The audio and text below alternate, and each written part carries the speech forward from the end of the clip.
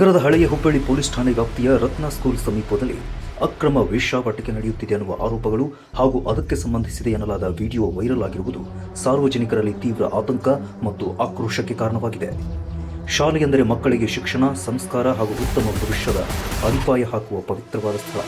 ಆದರೆ ಅದೇ ಶಾಲೆಯ ಪಕ್ಕದಲ್ಲಿ ಇಂತಹ ಅಕ್ರಮ ಚಟುವಟಿಕೆಗಳು ನಡೆಯುತ್ತಿವೆ ಅನ್ನುವ ಆರೋಪ ಕೇಳಿಬಂದಿರುವುದು ಸಮಾಜದ ನೈತಿಕ ಮೌಲ್ಯಗಳ ಮೇಲೆ ಪ್ರಶ್ನಾರ್ಥಕ ಚಿಹ್ನೆ ಮೂಡಿಸಿದೆ.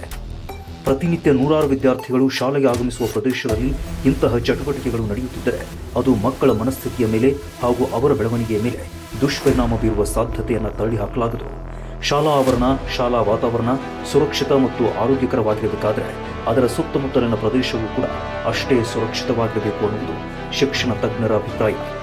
ಇದು ಅಲ್ಲದೆ ಈ ಪ್ರದೇಶದಲ್ಲಿ ಹಲವು ಕುಟುಂಬಗಳು ವರ್ಷಗಳಿಂದ ವಾಸವಾಗಿವೆ.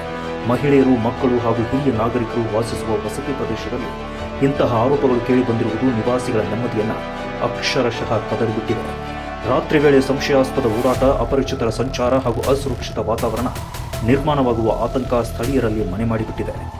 ಸಮಾಜದಲ್ಲಿ ಅಪರಾಧ ಚಟುವಟಿಕೆಗಳು ಹೆಚ್ಚಾಗುವುದಕ್ಕೆ, ಯುವಕರು ತಪ್ಪು ದಾರಿಗೆ ಹೋಗುವುದಕ್ಕೆ ಹಾಗೂ ಮಹಿಳೆಯರ ಸುರಕ್ಷತೆಗೆ ಧಕ್ಕೆ ಉಂಟು ಮಾಡುವುದಕ್ಕೆ ಇಂತಹ ಅಕ್ರಮ ಜಾಲಗಳು ಕಾರಣವಾಗಬಹುದು ಅನ್ನುವ ಅಭಿಪ್ರಾಯವೂ ಕೂಡ ಸಾರ್ವಜನಿಕ ವಲಯದಲ್ಲಿ ಕೇಳಿಬರುತ್ತಿದೆ. ಆದ್ದರಿಂದ ಶಾಲೆ, ದೇವಸ್ಥಾನ, ವಸತಿ ಪ್ರದೇಶಗಳಂತಹ ಸೂಕ್ಷ್ಮ ಸ್ಥಳಗಳ ಸಮೀಪ ಯಾವುದೇ ಅಕ್ರಮ ಚಟುವಟಿಕೆಗಳಿಗೆ ಅವಕಾಶ ನೀಡಬಾರದು ಅನ್ನುವುದು ನಾಗರಿಕರ ಒತ್ತಾಯವಾಗಿದೆ.